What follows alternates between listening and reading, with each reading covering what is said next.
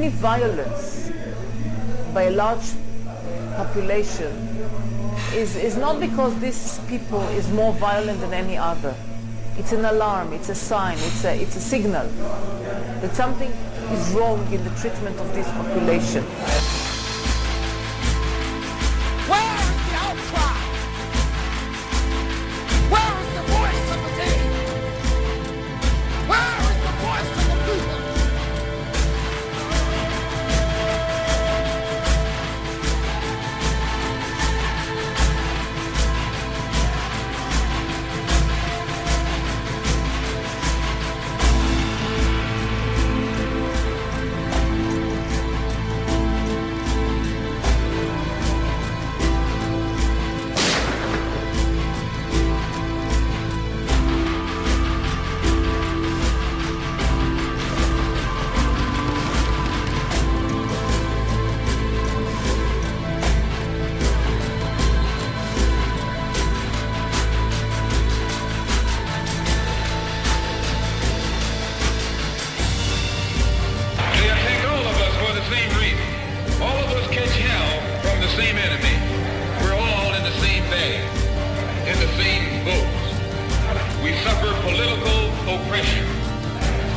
Exploitation and social degradation, all of them from the same enemy.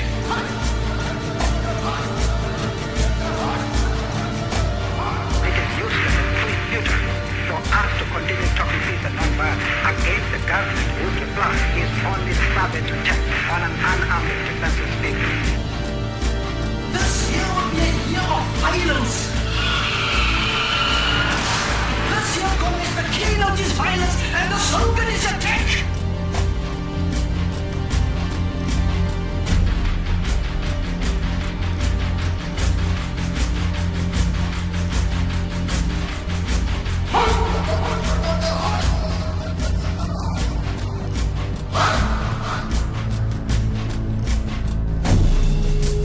I am minded of young David. I am minded of young David, the shepherd boy, who stood up before the great warrior of the Philistines. Young David having all the courage.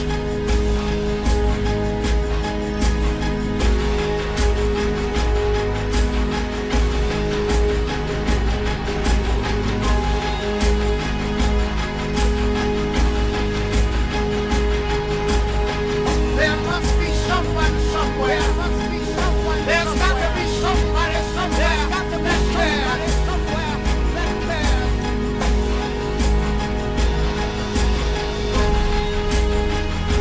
Young David took that one small stone and the faith of his God and slayed the giant Goliath.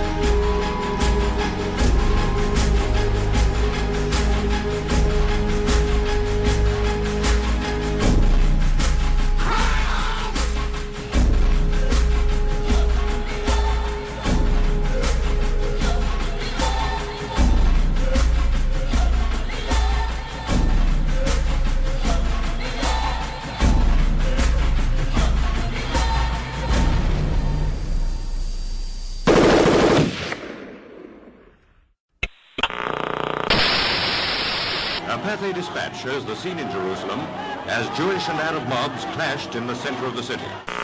It remains to be seen whether a threatened full-scale war will materialize. جنود يعتلون منازل والقناصة لا يتورعون عن إطلاق النار على كل شيء يمر أمامهم بمن فيهم الصحفيين.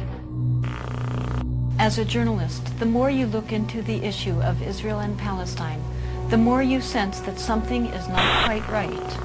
The images and the narration are out of sync, a little like a foreign film that has been awkwardly dubbed. بيوت مهدمة وطرق مدمرة وسيارات لم يعد يظهر منها إلا هياكلها، أما الطعام والدواء فوجوده نادرا. As you look into it for yourself, you begin to suspect that there is something extremely odd going on.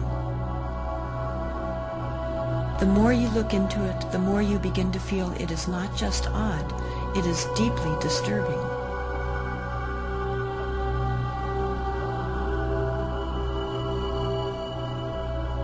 Our media portray Mideast violence, as though it's an inherent part of the culture and region, implying that the Israeli-Palestinian conflict is an ancient problem with little hope of solution. دمار يخلفه الجيش الإسرائيلي في كل شبر من الضفة الغربية.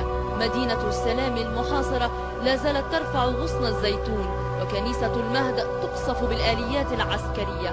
200 مواطن محاصرون داخل الكنيسة دون طعام أو دواء. These misperceptions come from the fact that we're only hearing a fraction of the story.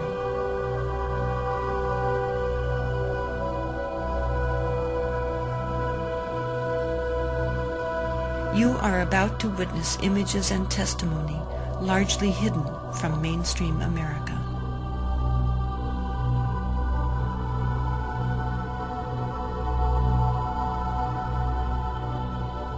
This place draws many people, whether they're Jewish, Muslim, or Christian. This is a holy place to significant numbers of us in the world. We all have an interest in sort of seeing what is this land and what's the situation here. And once you come, if you open your eyes at all, you can't miss the problems and the patterns that are here. I think it's hard to understand what occupation is. I think it's a foreign concept for many Americans, what it's like to live under military occupation.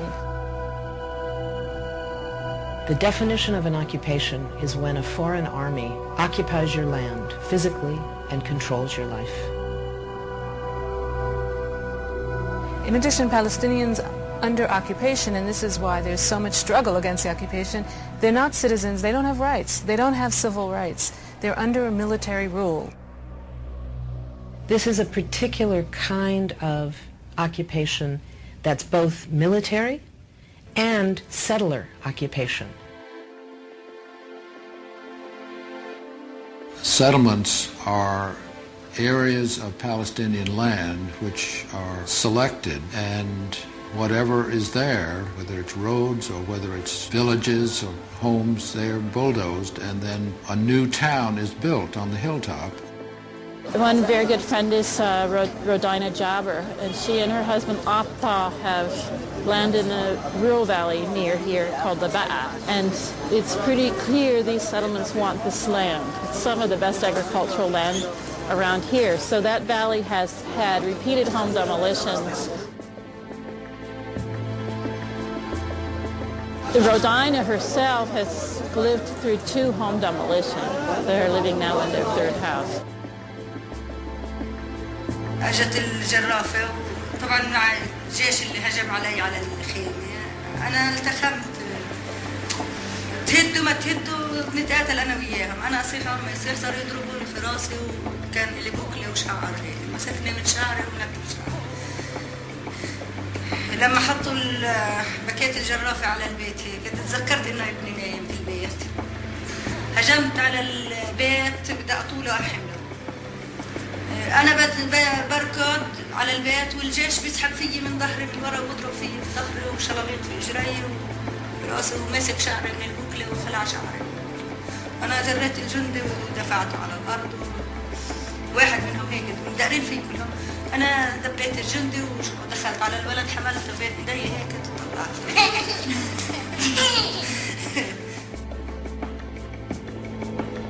Rodina and her children were once again homeless and had to endure living in a tent for many months. Her husband Atta was even imprisoned for protesting the destruction of their home. قاعدين أنا وياهم قاعدة بطبخ لهم على الحطب مولع النار وقاعدة بطبخ لهم. رابطة حبل في التينة خيط حبلة رابطها في عرق التينة من فوق وبتلف على رقبتها وحاطة هيك بتشرب في حالها. يما شو بتساوي شو هذا؟ قال خلص يعني احنا بدنا نضل قاعدين في الشمس تحت التينة بدناش نعيش بدنا نموت حالنا. فكيتها يعني ساعتها كان الوضع مأساوي بشكل يعني تصور قديش ام قاعدة من اولادها بنتحروا قدامها. يعني حالتها بالنفسية لا تحت الصفر. في الليل حتى الليل والله ما بنناموا بالليل. طول الليل والله ما بنناموا. يما شوفي مين يما شوفي الجيش يعني قبل 3 أيام اجانا الجيش هذا تصوت من شقة وهذا يصرخ من شقة وهذا حاملته، والجيش بقول هاتي هويتك، هاتي الهوية، ومن دون ضوء. بقولهم ما بخافوش وبسكت فيهم، بمسكهم بعبطهم، أنا بكون خايفة أكثر منهم. شو بدنا نسوي؟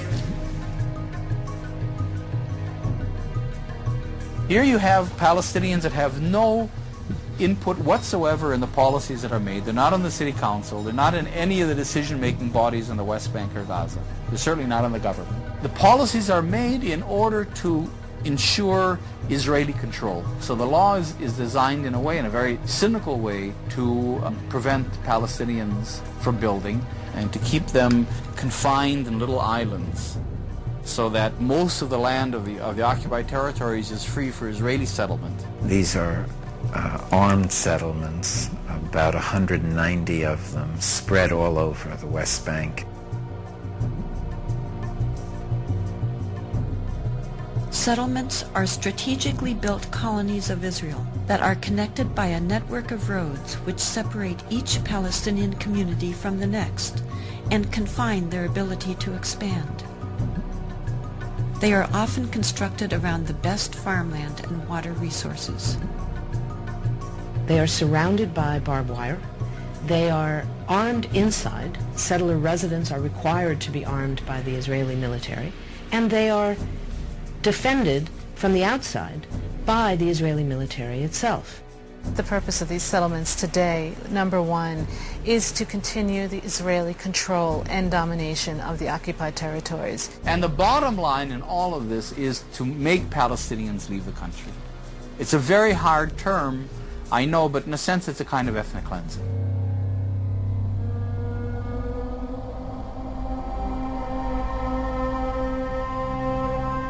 The Israeli government and the Israeli army is not dealing with people as equal. I mean, I think that that's the main problem, that Palestinians are not considered, are not perceived as equals to Israelis.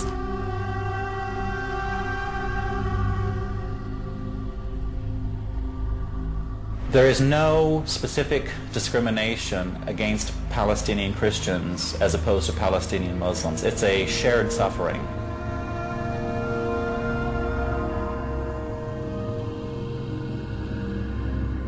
Christians see them themselves very much a part of the Palestinian national movement. They identify with the Palestinian people as being their people. Palestinian Christians have difficulty getting to churches on Sunday morning if they wanted to come to Jerusalem because they don't have that permission or that legal right, according to the Israeli government, to come to Jerusalem for worship.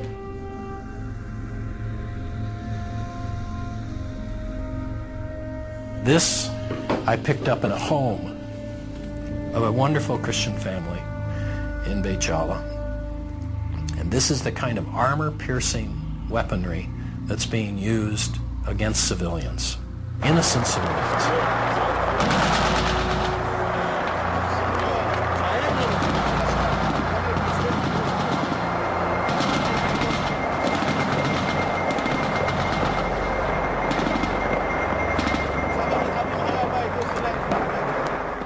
It's not easy to tell everything, you know. It's easy to say some words, but you can't tell how they feel. As everybody, I want my children to be happy, to live their right life as children. We just think about one thing. Where can I put my children while they are shooting?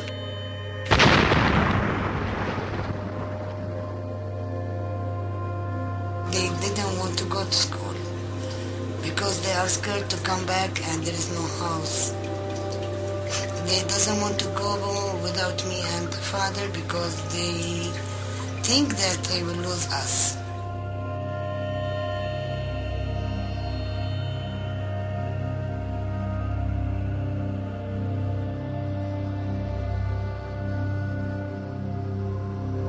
What about these children? Why they are going to the streets? They don't think, let's go to swim. Because I'm sure they have no right to swim now. Why? Because we are Palestinian. Thanks God. I don't imagine that there is a woman in all of the world can send their child or her man just go to die. Do you think we are working all of this life to give them something and to let them die in a minute? Can you?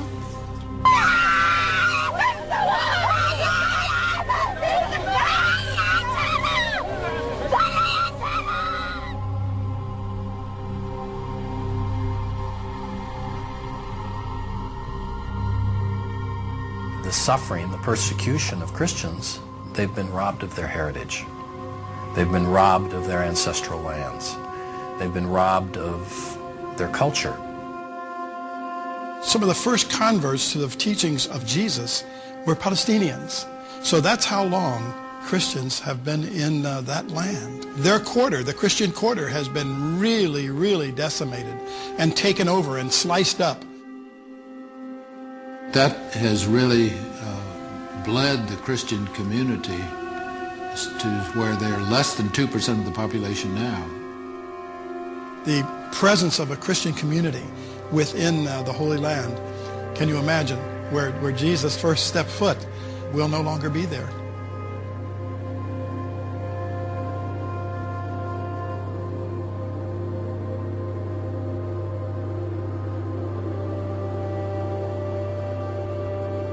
I know both from the moral sense and from the practical sense that the only way to stop the violence is to treat the root cause from which the violence has started.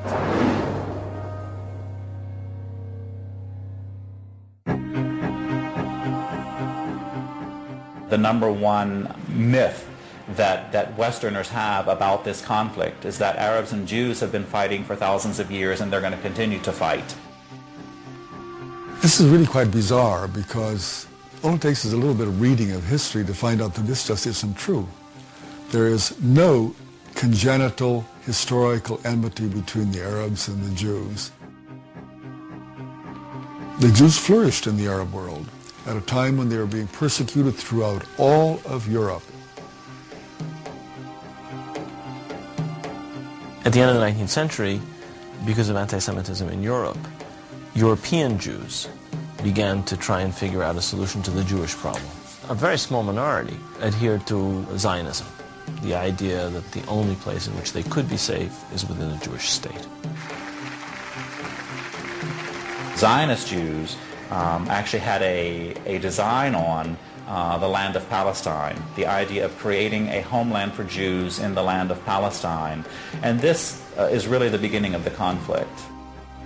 The mainstream Israeli Jewish society believed, because that's the way they had been educated, that Palestine was empty, had been empty when the Jewish settlers came there. Who paid the price when they settled there? Is it really true that Israel was a land without a people for a people without a land? Palestine was not empty. It was a land populated by Arabs who had a high level of culture, high level of education. With farms and markets and towns and villages and roads and commerce and lots of interaction with the rest of the world. The population was overwhelmingly Arab.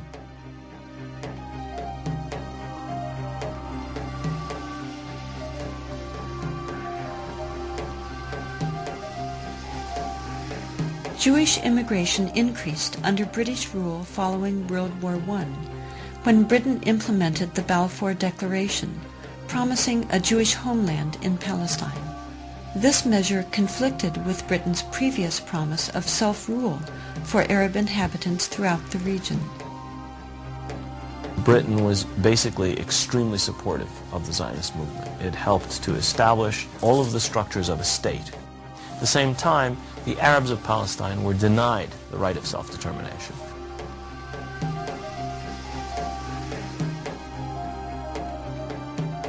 The Palestinians saw a European power decide the future of a non-European territory, in flat disregard of both their presence and wishes.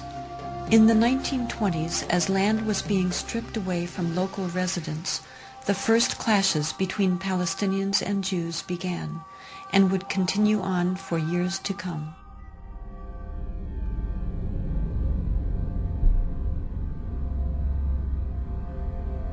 Until the early 1930s, the Jewish population of Palestine remained under 17%.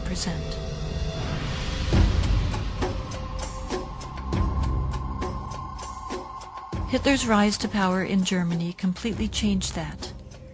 In just 5 years, 174,000 Jews flooded into Palestine, doubling their population.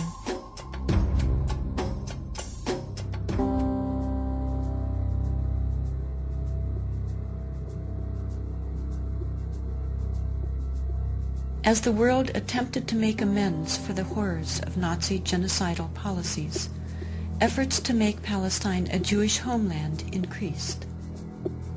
The Palestinians, they were not the Nazis. They were not responsible for the Holocaust. But they were the ones who paid the price. In 1947, with the conflict spiraling out of control, Britain decided to turn the problem of Palestine over to the United Nations. The UN, under pressure, proposed to divide the land into 2 states, an Arab state and a Jewish state. Arabs were to be given 43% of the land, despite the fact that they made up more than 2/3 of the population and owned over 92% of the land. Jews were to be given 56%, although they comprised only 1/3 of the population and owned less than 8% of the total area. Nevertheless, they were given not only most of the land, they were given the most fertile land. Zionist leaders took advantage of their superior military preparation and immediately began occupying major Arab cities in Palestine.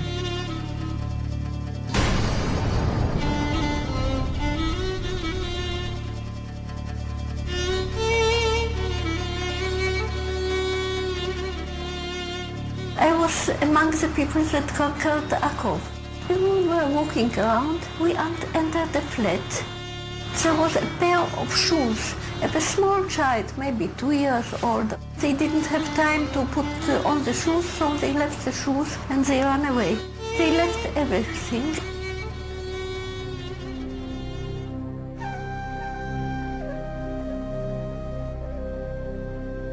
We found out that there was a systematic expulsion of Palestinians, and there was, as I said, there was an ethnic cleansing operation taking place.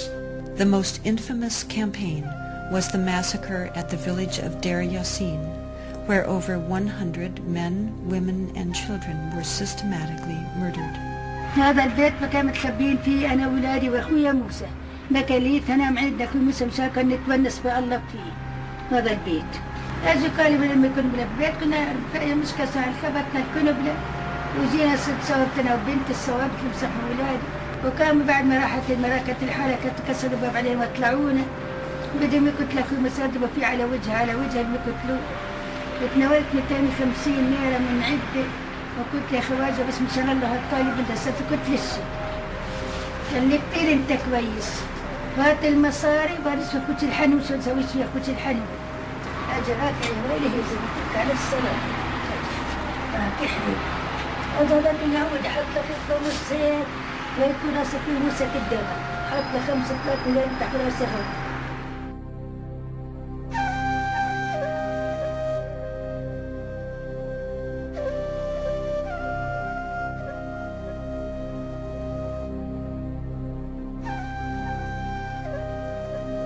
The ruthlessness of the attack on Deir Yassin drove fear and panic into the Palestinian population and led to the flight of unarmed civilians from their homes all over the country.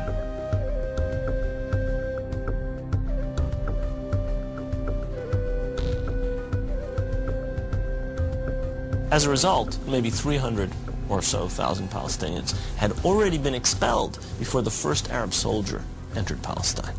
Some of the neighboring Arab armies finally intervened after May 15, 1948, when Israel officially announced its statehood.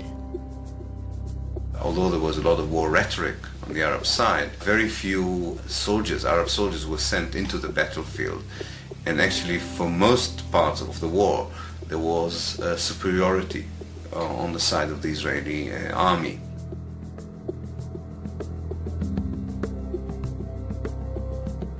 The Israeli army cleansed much of the territory and took over a large part of the designated Palestinian state. The new state of Israel encompassed 78% of the total land of Palestine. The West Bank came under Jordanian control and the Gaza Strip under Egyptian dominion. Although a truce was declared between Israel and the Arab states, true peace remained elusive, as over 700,000 Palestinian refugees languished in nearby camps, often in sight of homes to which they still held the deeds and a deep desire to return. Most of the deserted and evicted Palestinian villages were erased from upon the earth and were either turned into Jewish settlements or into fertile land. Of the 500 Palestinian villages in what became Israel in 1948, 400 were destroyed. These efforts to destroy the possibility of their returning home were countered by the United Nations, which continues to affirm their human right enshrined in international law and morality to return. A Palestinian who had lost her land or lost his land as the result of the creation of Israel in 1948 cannot come back even for a visit. I can go back to Israel as if I were returning and claim immediate citizenship, having no historic tie, speaking no Hebrew, knowing no one in the country, having no family who ever was there. All that one needs is being Jewish, a religious group like any other.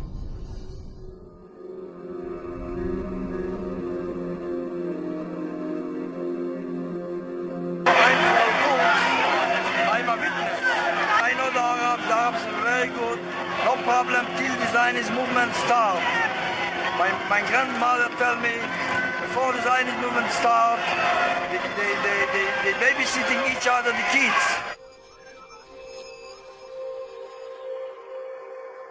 They bar off and watch each other like brothers, like brothers. The idea of Zionism to take away the land from the Palestinians and the Arabs is starting the whole fighting. Not Arabs the problem, not Jews the problem, not Judaism, not Muslim, only Zionism.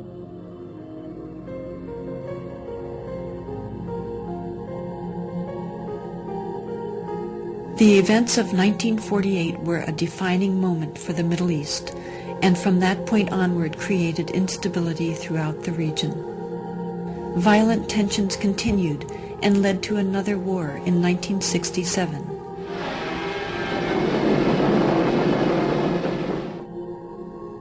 In that war, Israel occupied the remainder of historic Palestine, what is known today as the West Bank and Gaza. Another myth was that Israel was about to be pushed into the sea, but I was working in the State Department at that time. There was no question of Israel being pushed into the sea. The question was just the rapidity and the totalness of the Israeli victory, and the victory was crushing.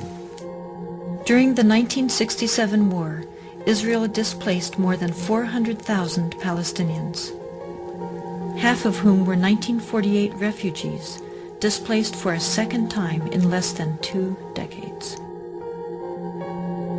It became clear that the world was not going to address their plight. Palestinians in Israel lived as third-class citizens of a state whose core identity excluded them, while those in the newly occupied territories and abroad continued as dispossessed refugees. The United Nations passed resolution after resolution affirming their rights. Leaders of surrounding Arab nations verbally championed their cause, but failed to take action. Finally, Palestinians took matters into their own hands. There was a mass uprising, in Arabic an intifada, shaking off, as people throughout the West Bank and Gaza Strip rebelled.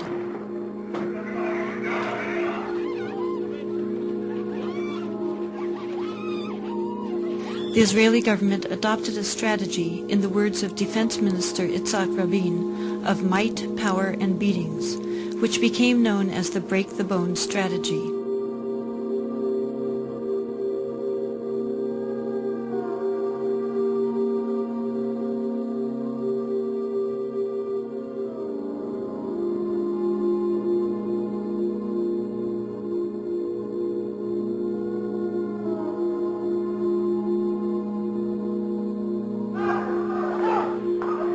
Thousands of Palestinians were rounded up and imprisoned. Since 1967, over 400,000. Many were held without any charges whatsoever, under harsh conditions where physical abuse and torture were rampant.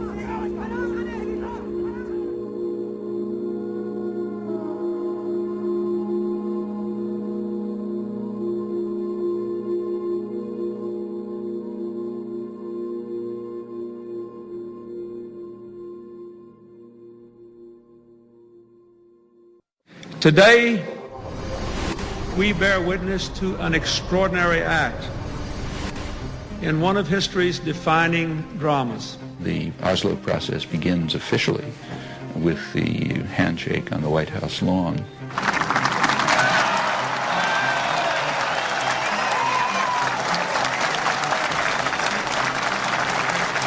I think the main misconception is the years of Oslo were years of peace. And in that period, when there was supposed to be a peace process underway, in fact, the daily lives of Palestinians throughout the occupied territories got worse and worse and worse. The reality, and I saw it with my own eyes, that this was a new form of Israeli domination over Palestinians.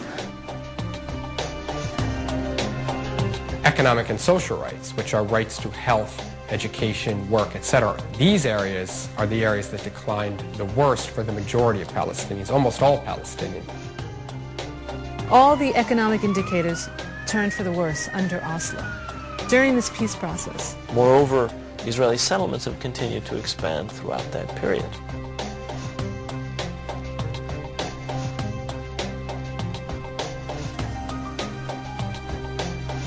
At the same time that Israeli control was expanding, the Palestinian Authority was given the trappings of power over the shrinking and non-contiguous Palestinian land, being held out as a future Palestinian state. The challenges of governing for the Palestine Authority are extraordinarily complex. This is an authority that has very little authority. It has virtually no power. Its power is derivative. It has the power that is given to it by Israel, and at any moment, any of those powers can be taken away. It was very convenient to believe that there is no occupation, that the occupation is over. How many aspects in your life somebody else determines for you? This is occupation. And Israel could determine, in the last 10 years, could determine everything. But everybody heard Arafat saying 10 times, to 100 times, that Ramallah is liberated and Gaza is liberated. How can it be liberated if there is an army around it?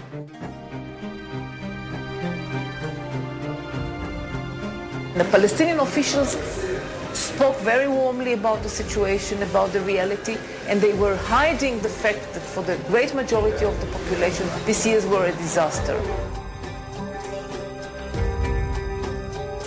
Those abuses, those violations of the public trust have been happening regularly since the Oslo process began. Palestinians who would protest against Oslo were labeled as terrorists. The authority would not allow it, the PA. Instead of having a real national authority, you had this corrupt institution whose main task, as far as Israel was concerned, was to police the Palestinians and prevent them from resisting the continuing occupation. It has wasted a lot of the money the international community has given it. One sees the villas of the leading Palestinian officials and the poverty with which the Palestinian masses are living in. The performance of the PLO in running the Palestinian Authority and its failures in negotiating with Israel have very much diminished support for the PLO leadership.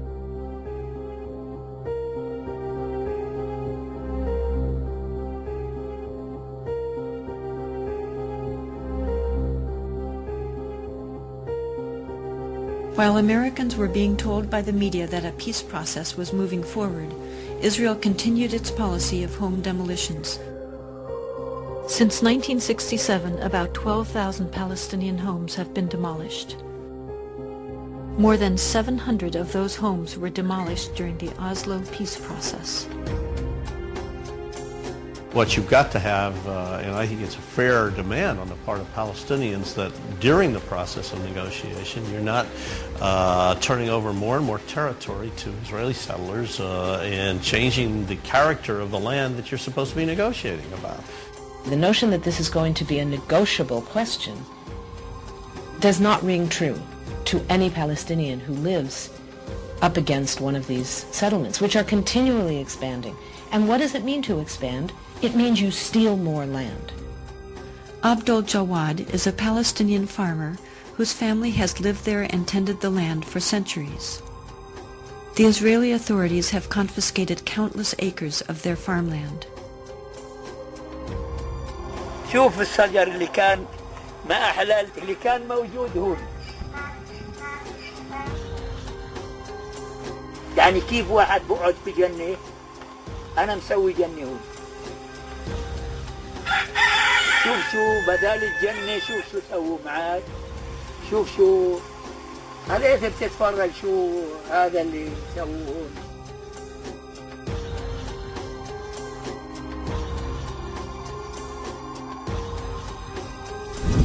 شوف الأشجار كيف بيطلعوا من تحت الأحجار. شايف كيف يطلع الأشجار من تحت الأحجار. مش حرام هذا يبقى بدل ما يقعد بني آدم اللي بيقول الله، مش حرام هذا يقعد بداله حجر زي هذا. هذه معيشتنا، لا إنا لا برا ولا بحرا ولا جو، هذه المعيشة تاعنا وبنستنى لطف الله. شو نعمل؟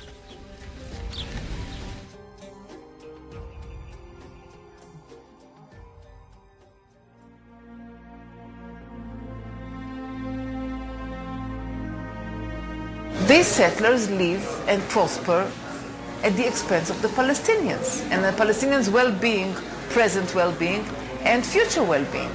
And they don't see this horrible disproportionate allocation of resources where Jewish settlers get water and electricity and gas, garbage pickup, all kinds of things that their Palestinian neighbors don't get because of the military occupation. هذيك المنطقة منطقة بين العين ممنوعة تيجي علينا. هذول الدور شوف يعني في واحد شوف يعني واحد بحوث في قلب الدور من العرب ولا واحد بحوث من العرب موجود هناك.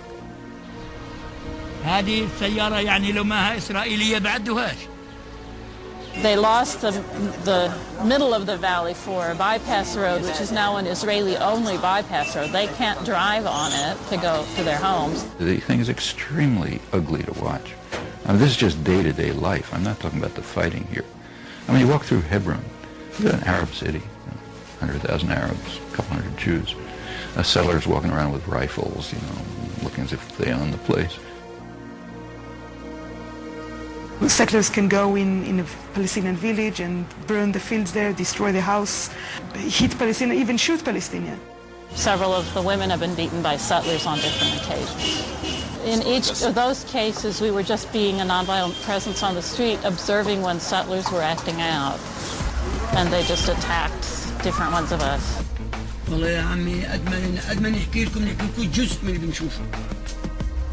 The Israeli government is not doing anything to try and stop the settlers from violating Palestinian rights.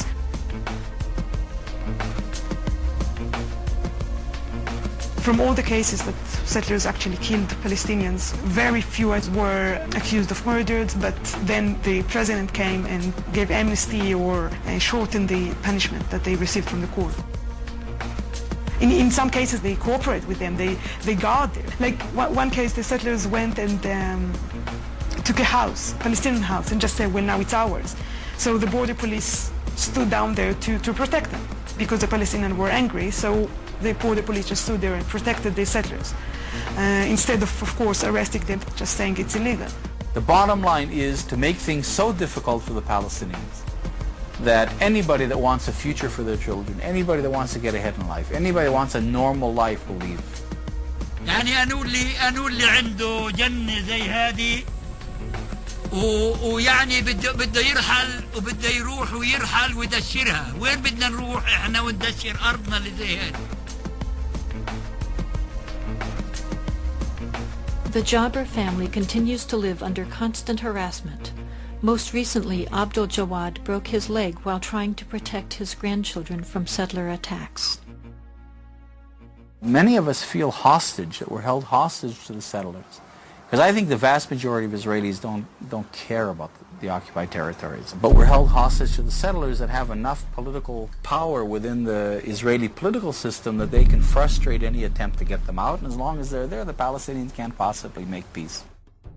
There are two kinds of settlers, basically.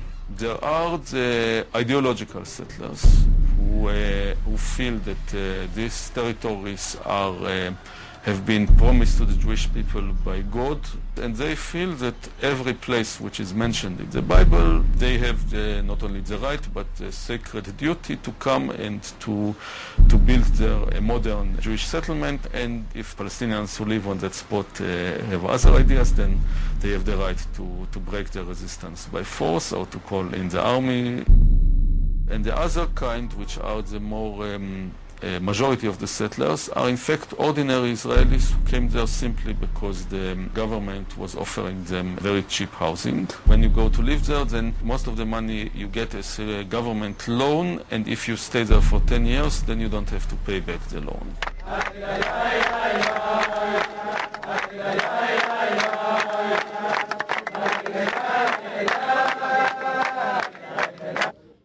Well, I think the unpleasant and unavoidable comparison is with South Africa during the apartheid period. And I must say that having visited South Africa, that they were much better off than the Palestinians living in the refugee camps.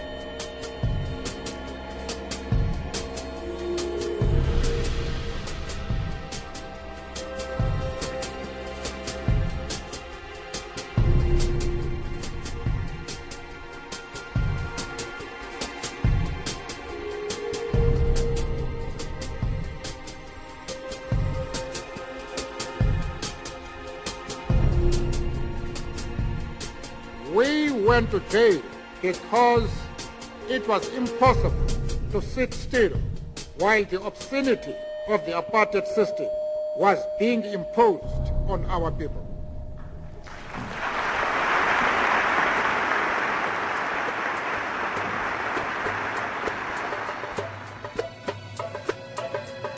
The United States is seen, quite correctly, as being the sole supporter of Israel, and that Israel would not be able to do what it is doing without American green light.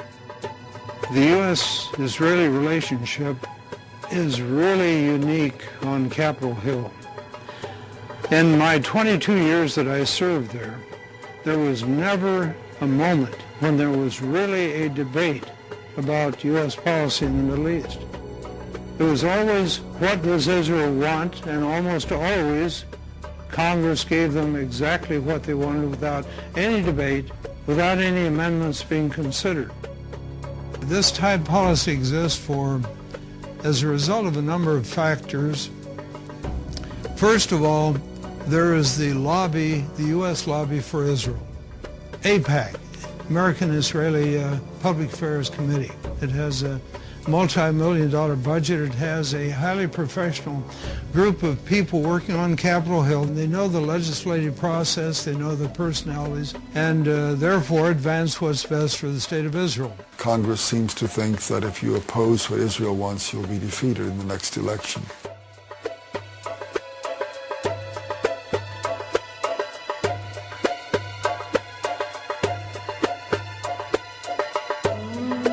Another factor is the fundamentalist Christian community. Fundamentalists are often represented by the televangelists that are on TV. They believe that a strong Israel is a part of God's plan. They believe that the day will come when a battle will occur in the plain of Armageddon in the Middle East. There will be the forces of truth and righteousness on one side, forces of evil on the other side. And in that struggle, the Christian forces, led by the second coming of Jesus Christ, will prevail.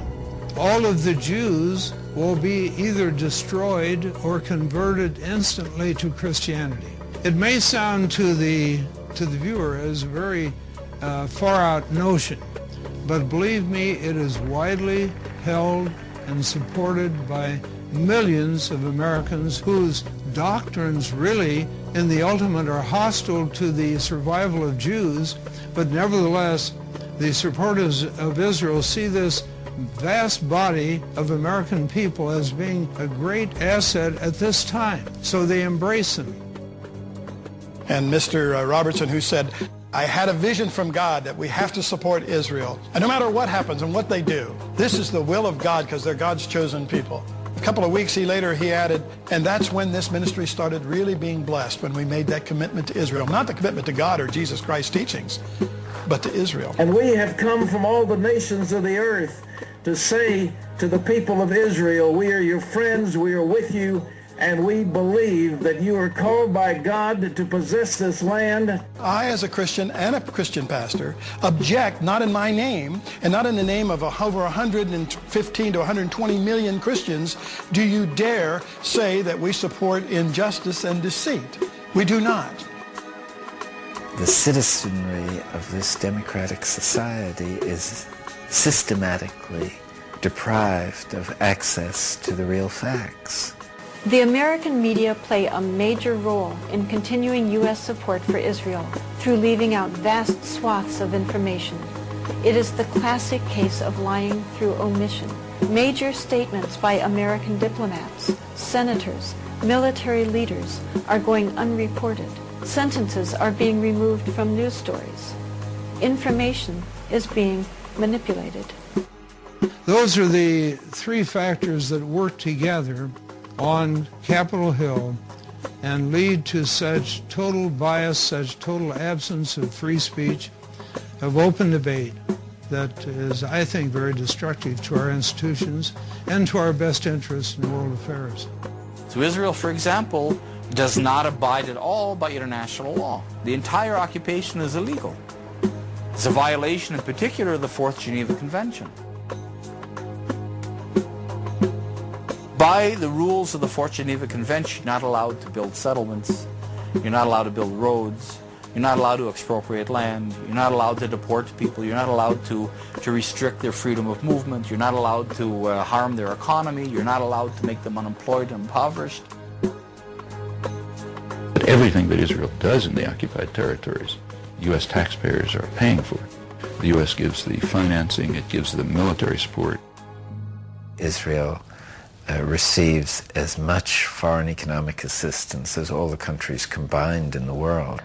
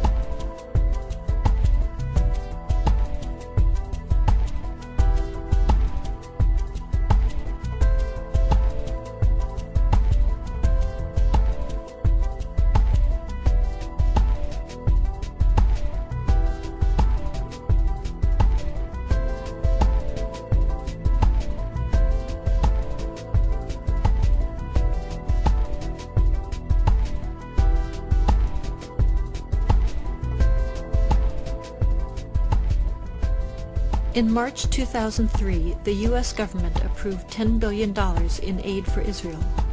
At the same time, it withheld a $3.5 billion grant to upgrade the training of first responders, those who would be first to respond to a terrorist attack. Spent domestically, that $10 billion could buy health care coverage for over 4 million children without proper coverage, or pay for 1.5 million American children to attend Head Start child development programs to prepare them for school, or simply help states offset the costs of one of the worst fiscal crises in half a century.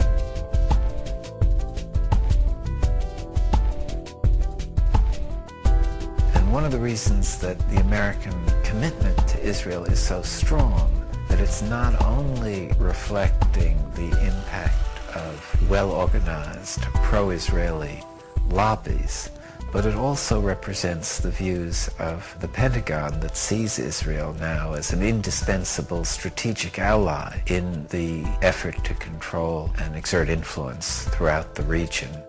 The main concern for the United States, like the world, is the oil-producing regions. And in order to control that, you need a way of doing it.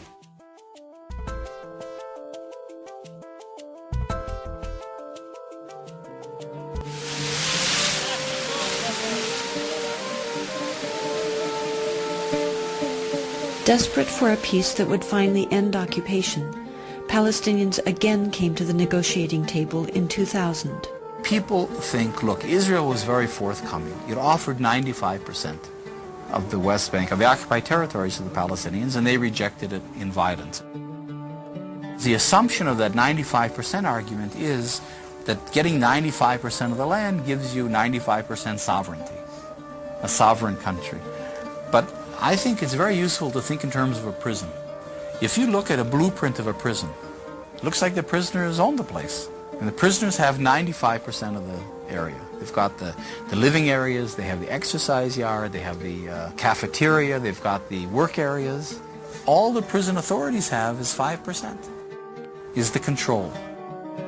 The average Palestinian didn't think they were throwing anything away because there was nothing to throw away. They had tuned out what Barak and Arafat were talking about, because on the ground there were ongoing land expropriations, tree uprootings, road building, unfair water allocation, leaving many Palestinian families in the summer and fall with 2 hours of running water a week, when next door you have a settlement with a swimming pool and green lawns.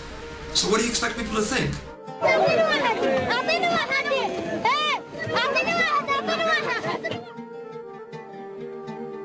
And it was that pressure, that sense of being squeezed, that finally exploded in September of 2000 in what became the Second Intifada.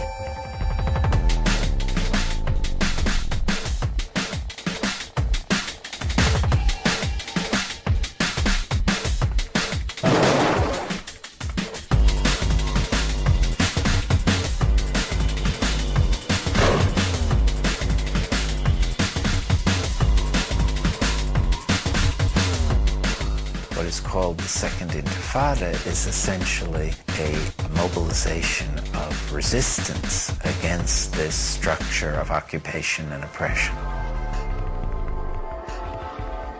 Israel, from the very beginning of these demonstrations, had indeed relied on excessive force. They had used live ammunition against unarmed demonstrators, had inflicted several deaths,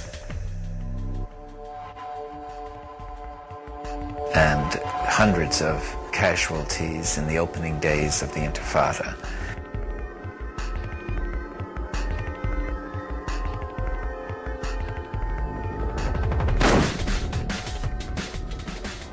Sometimes the Israelis are speaking about rubber bullets they used. By the way, it's not rubber, it's steel coated with rubber. This bullet, it killed many of the kids who are demonstrating, sometimes while they are throwing stones. As this case, I'll show you what happened. He is a 14 years old from Khan Younis. He was shot with a one like this and it entered here and he died. A lot of the deaths have been children, and we do have some documentary evidence that security forces are firing on crowds of children. The soldiers weren't at risk. They're heavily armored, they have all this high-powered weaponry, and no child with a stone is going to be a risk to them.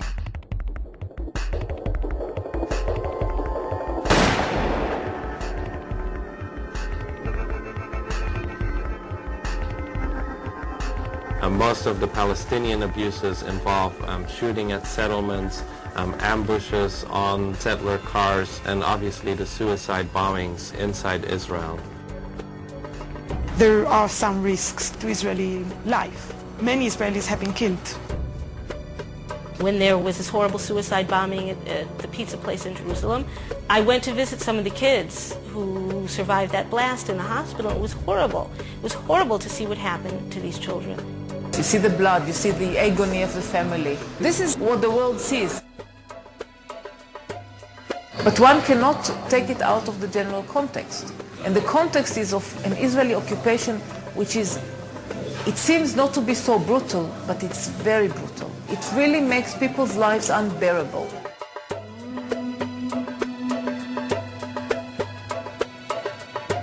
The use of suicide bombers is an act of desperation. It's the weapons of the weak. Israel doesn't do it, never, because it has airplanes and helicopters. Why should they send anybody to make suicide? I think we have to change our conception of what Israel is. Israel likes to present itself as this little country surrounded by a sea of hostile Arabs, and we just want peace, and they're violent. Israel is the 5th largest nuclear power in the world. It's got between 200 and 300 nuclear warheads. So the reality is that Israel is a regional superpower. For the first time, the resistance to that occupation had, to a very small extent, an armed component. There was nothing close to equal force.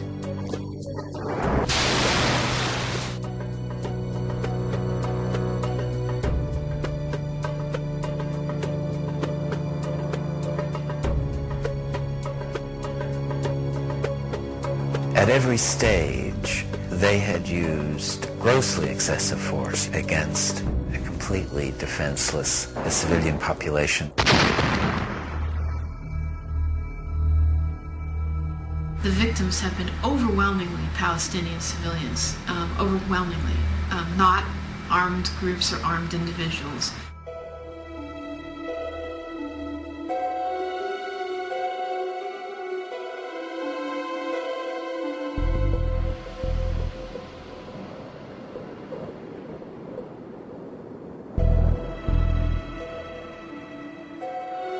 Israel has established all of these checkpoints within the West Bank, which require Palestinians to wait hours and hours to go very short distances. Just the freedom of movement, it's something that Palestinians are denied on a daily basis. The access to Jerusalem, the access to health care, the access to hospitals, clinics, and schools. We're talking about 3 million people who's had their freedom of movement totally stopped. It's a violation of international law. That the right to freedom of movement is a fundamental right in the Declaration of Human Rights. What you have is young Israeli conscripts who look bored. These guys are sitting out there and they're watching thousands of Palestinians go by. They have carte blanche to pull anyone over and harass them for whatever reason. They can detain them for hours, and it's a dangerous situation. The main population that are being affected by Israeli policies is the civilian population. Those population who is not being involved in any attacks against Israelis, civilians or the army. During this time of closure, unfortunately, there have been lots of bombings, lots of attacks. The closure is not meant to deter suicide bombers. It's meant to punish and put pressure on 3 million civilians. People do not earn anymore because the majority of the Palestinians used to work in Israel, and the majority of the Palestinian economy was based on the income of people who were working inside Israel. Now they cannot go into Israel, so tens of thousands of families just lose the source of income that they had.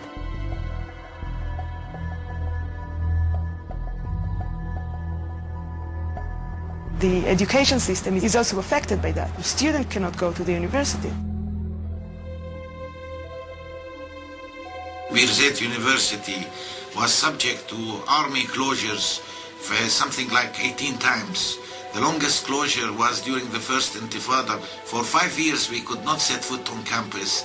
During this period we organized what the Israeli army called cells of illegal education. We were teaching in apartments, in rented flats, in churches, in mosques, in gardens, in cars, and we kept our infrastructure. Even this attempt to minimize the damage and to keep the university going, they attempted to crush it. I went to college in the States and I found it very differently. Your biggest worry about in the States is if I'm going to pass my class, or oh, I hope I have a lot of friends. Over here it's totally different. You have to worry, oh my God, would I be able to get to school? Is there going to be a checkpoint? Is there going to be a demonstration? Am I going to get shot at? Is there going to be tear gas? So it's completely different. Here it's just you don't know if you're gonna live or you're gonna die, you know? You're going to school as if you're going to fight a war. You don't find a tank in the middle of the road on your way to college. Just the other day there were 2 tanks and an army jeep, and they're standing there checking your passport and your student visa and all this stuff, and it's just we want to get to school, we want an education. We're humans and we have a right to our education. In places like the United States, people cannot understand what's going on because simply the experience is beyond their frame of reference. I can't study at night because my bedroom light is going to be open and it's across the street from their settlement. They shot at me. I was reading my biology book. I was studying for my midterm, and my mom and dad are like, no, get out of the room because they started shooting. I was like, no, Mom, I want to get an A in the class. Let me study. So I'm sitting there, and all of a sudden you hear something on my bedroom window. I was just like, okay, maybe I should go downstairs. I couldn't study for my test. It's I tell my American friends, it's do you understand what I'm going through?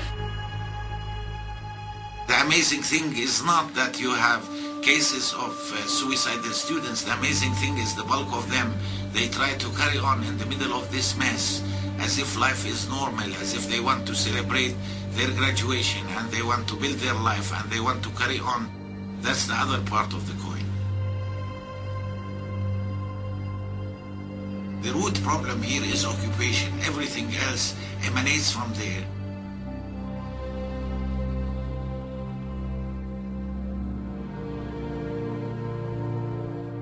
The most severe problem is people who need medical care. We've documented numerous cases where people have died. In fact, I believe that one of the last cases we documented was a woman who was in labor, who was not allowed to get to the hospital, and she and the baby both died. If people like that, if people who are really sick and really need to go to hospitals cannot do that, so I think you can imagine what happened to regular people that just want to go to work, just want to go to do some shopping, or even just visit friends. It's like living in a prison, a gigantic prison. Haaretz, the intellectual newspaper in Israel, ran a whole, a 4-page magazine article on the refugee issue. It had a picture of Tel Aviv University now and what was there before Tel Aviv University, a Palestinian village. And those refugees are in Gaza. غزة والله يا عمي غزة أنا شافت الويل ويل عاد نكذب والله غزة إحنا معانينا بس مش قد غزة مستحيل أكتر غزة أكتر. I think that Gaza is a main problem. There are lots of violations that you will not see in the West Bank, you will see in Gaza. We find it hard to monitor the human rights situation in Gaza because the Israeli army do not let us in.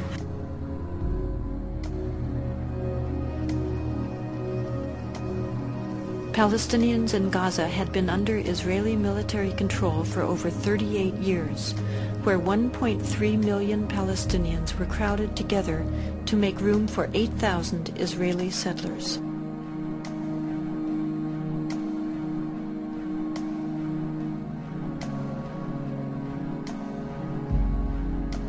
In August of 2005, Israel dismantled its settlements and military posts inside Gaza and relocated its settlers. The media, along with Israeli politicians, portrayed this as an unprecedented sacrifice. In reality, it was simply a matter of Israel finally complying with international law.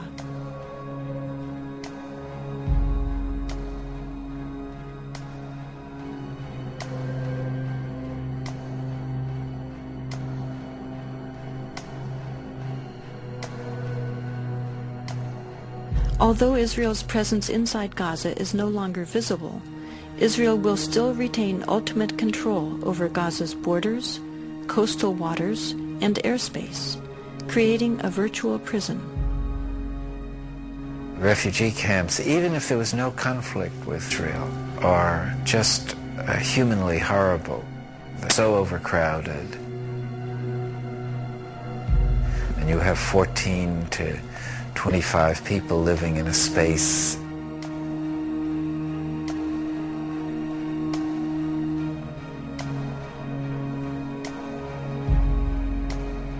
There's no place for children to be there. No streets, there are little alleys, no trees, nothing.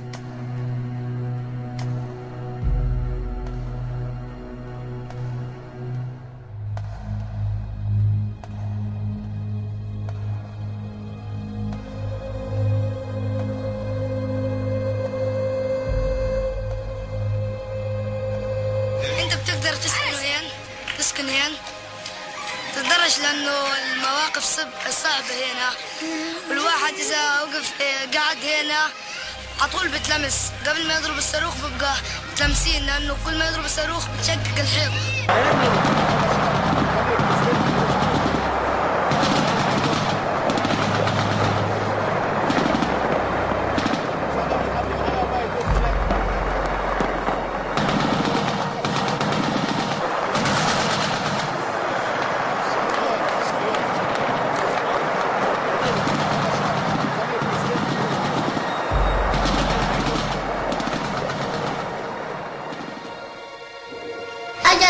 قذيفة من فوق دخلت على الشباك بعدين كسرت كل الشبابيك والدار انحرقت.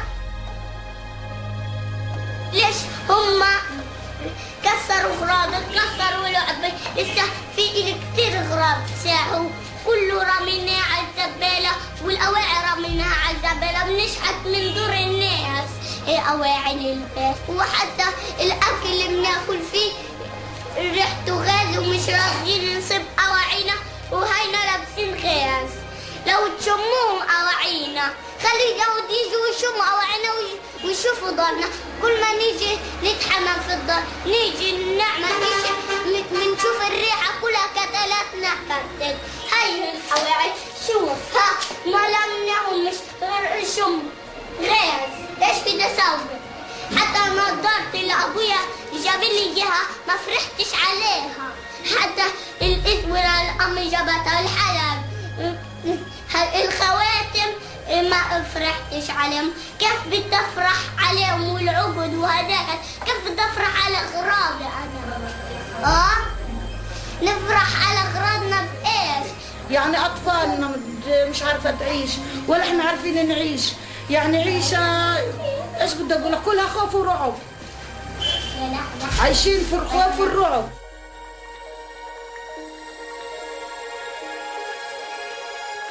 انا بروح المدرسة كل يوم بسمع الطخ. انا بخاف من الطخ حتى بصير راجف لما اشوفه. This is what has been fired on this neighborhood. This is a civilian neighborhood. There are no soldiers here. There are no military installations here. This is strictly harassment to get these people to move away from the border so that the Israeli tanks can move at will. They want these people cleansed from this area. It's that simple. And it's a way to get people to be humiliated and destitute again. In Gaza, you can see also the extent of house demolitions, much more extensive than in the West Bank. Whole neighborhoods have been demolished. Hundreds of people do not have any houses anymore because they are next to settlements or next to the border, which is, of course, a clear violation of humanitarian law. People have no chance to get their personal items out. They have no chance to call for help.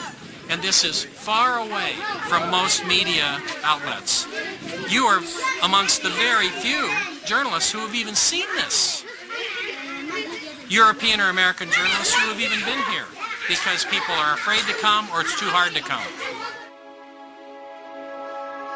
And one of the things we were told in Gaza by a very respected Palestinian psychologist who had just completed a study of 1,000 Palestinian children was that they had discovered that many of these Palestinian children no longer had a will to live, that they were so dehumanized and so affected by seeing their fathers particularly beaten by Israeli defense forces, that the psychological condition is one of the dimensions of the conflict that is not widely understood. Palestinians called for an international observer force that would stop the violence, but this action was blocked by Israel. Finally, a group of Palestinian and Israeli human rights activists together created the International Solidarity Movement, which has brought people from around the world of all ages and backgrounds to provide a nonviolent international presence to try to fill this need. Rachel Corey, a 23-year-old American student, went to Gaza to join in these efforts, sending back emails to her parents. I have been in Palestine for 2 weeks and 1 hour now, and I still have very few words to describe what I see. It is most difficult for me to think about what's going on here when I sit down to write back to the United States. Something about the virtual portal into luxury. I don't know if many of the children here have ever existed without tank shell holes in their walls and the towers of an occupying army surveying them constantly from the near horizons. I think, although I'm not entirely sure, that even the smallest of these children understand that life is not like this everywhere. It was Sunday afternoon in Charlotte, about noon actually, and I received a phone call, and my son-in-law, Kelly, was on the phone, and he asked if Craig was there. And something about the way he asked made me realize, I felt right away that something was wrong. And then I asked, why, Kelly? And he hesitated for a minute, and he said, we've had some very sad news. And then my daughter, Sarah, I could hear her in the background, and she got on the telephone, and she said, Mom, it's Rachel. And I think the first words out of my mouth then were, is she dead?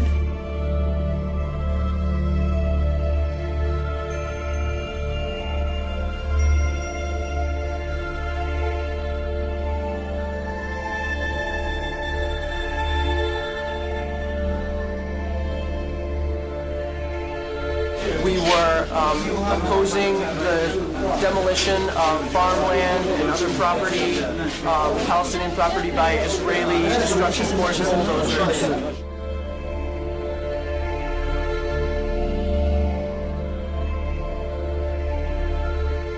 And the bulldozer drove up, and it kept going, and she tried to move back, but she couldn't move back, and she got caught underneath. She got caught underneath the bulldozer.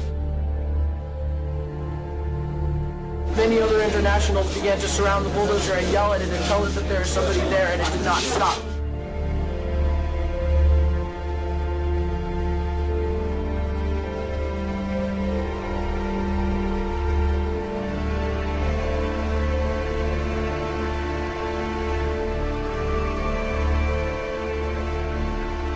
Where Rachel was killed, she was protecting a doctor's home.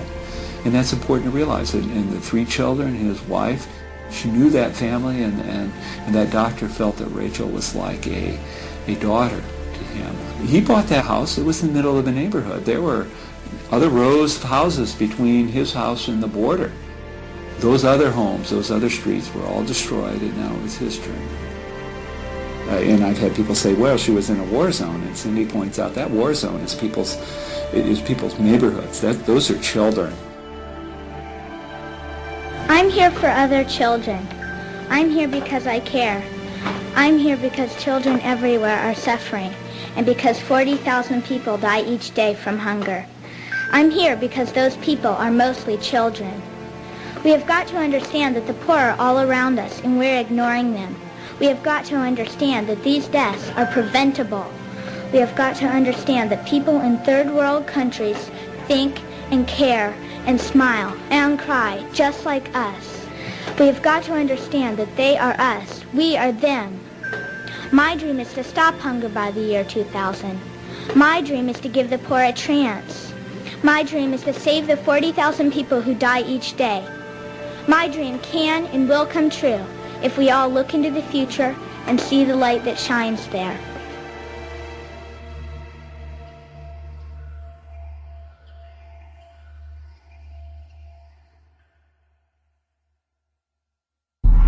As Israel completed its withdrawal from Gaza, the following day it issued orders to confiscate additional Palestinian land from the West Bank and continue the construction of a separation wall.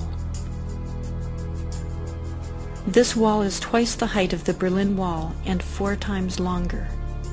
It rips through villages, severing travel for work, health care, and education, separating farmers from their lands and families from loved ones. An Israeli study revealed that the barriers route was chosen in order to confiscate land intended for illegal settlement expansion, not for security reasons.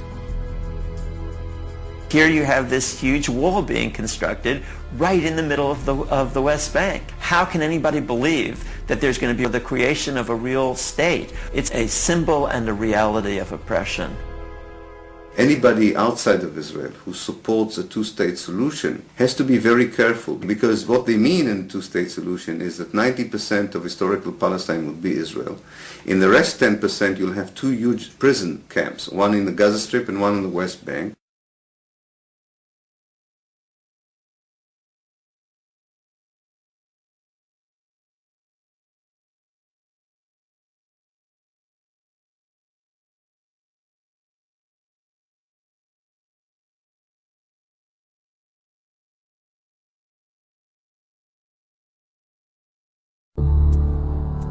The people who fought in the war were also the people who wrote the history books of the war.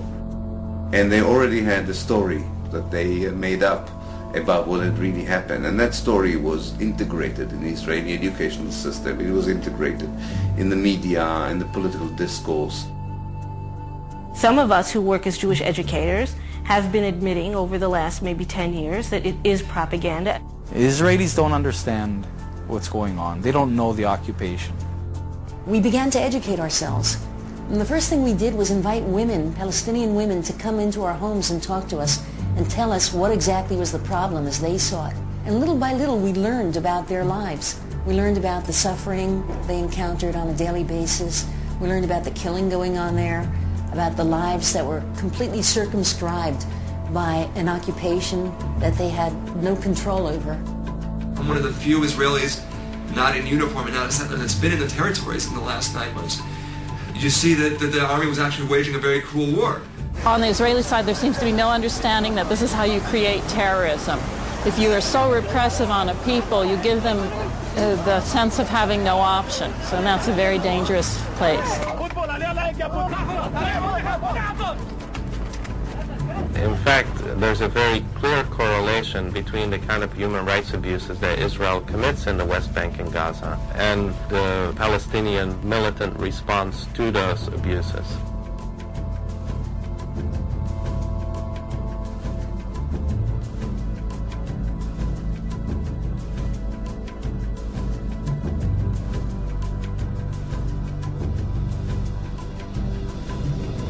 most Israelis have very clear views. This is a very political country. And when you talk to somebody, you can argue all night.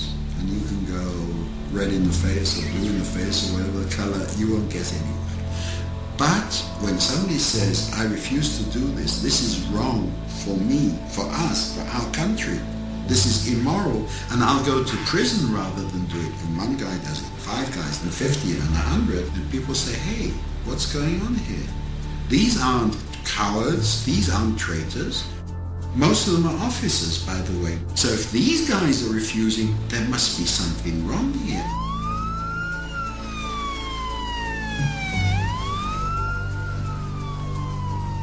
Nobody can argue with what I've seen. I mean, they may not like how I say it, or they may not like all the facts that I convey. It may sound like I'm imbalanced, but the fact is, when you're dealing with oppression, there is no balance. Even someone with a 20% open mind would reach the same conclusions that our commission reached. You could be pro-Israeli, and still, if you saw these realities, you'd have to have a completely closed mind not to come to the same conclusions that we reached. So the violence begins with the occupation. The opposition is resistance to the occupation. Resistance to violence is legitimate in any country in the world. I may disagree with some of the acts of resistance. I think some of the tactics are stupid. Attacks on Israeli civilians are stupid, immoral, and counterproductive. They should be stopped. We should not use violence whatsoever, because it really destroys our intentions, and it destroys our position, which is in the higher moral standing. We are the victims, and the world should not understand that we are the victims. Criticizing the Israeli government policy for assassinating people or for shooting children and maiming them, for thousands of children, that's not anti-Semitic, that's humane. We have to tell the truth about what's going on and say as clearly as we can, if you keep going down this path, you're going to destroy yourselves. No enemy will have to destroy you. You're rotting from within because of the methods you're using against innocent people. I don't think, even with the best video that you can make, Americans will really understand what it is like to be a Palestinian under occupation. I guarantee you, if you spend 1 week in Gaza or in the West Bank, you will understand it in a very profound way.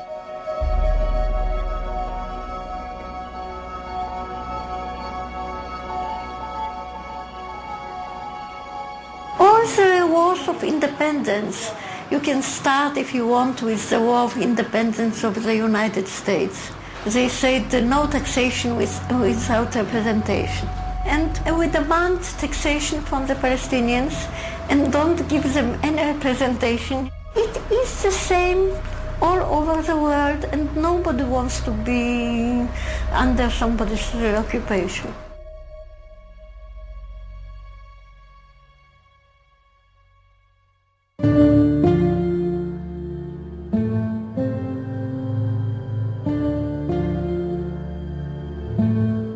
As an Israeli, we go to India and to South America to meet the Native American Indians. We're looking for these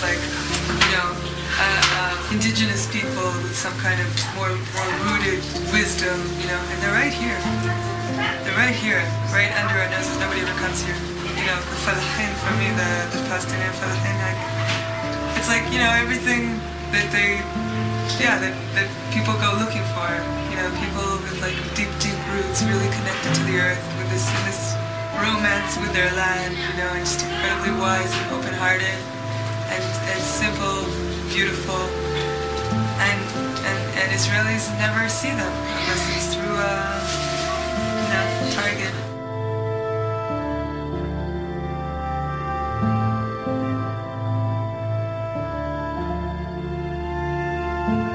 I wish that people knew what was really going on here, and I wish that people could see these people through my eyes. That's what often I'm looking at people and they're so incredibly beautiful, and I'm just thinking, I wish that Israelis could for 1 minute see them through my eyes.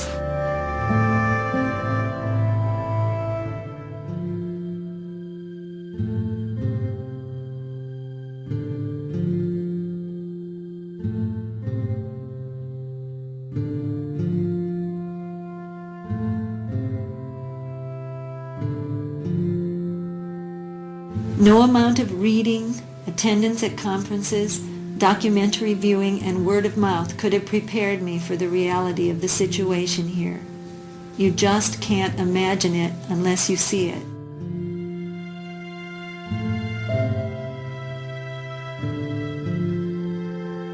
This is not at all what I asked for when I came into this world. This is not at all what the people here asked for when they came into this world. This is not the world you and Dad wanted me to come into when you decided to have me. This has to stop. I think it is a good idea for us all to drop everything and devote our lives to making this stop.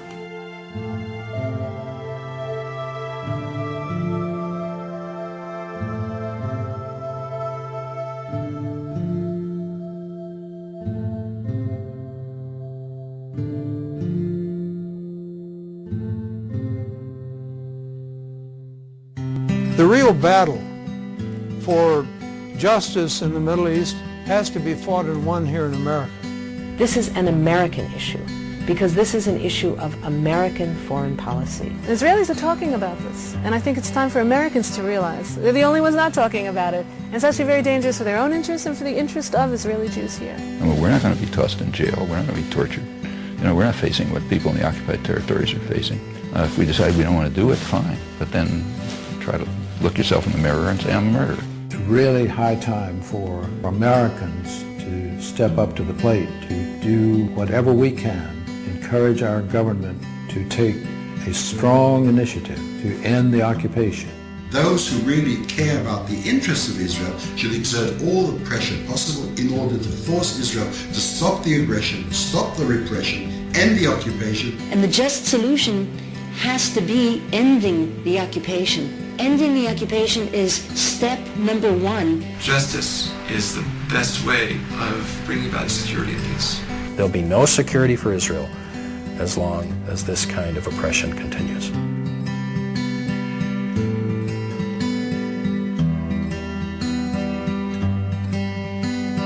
Close my eyes tonight.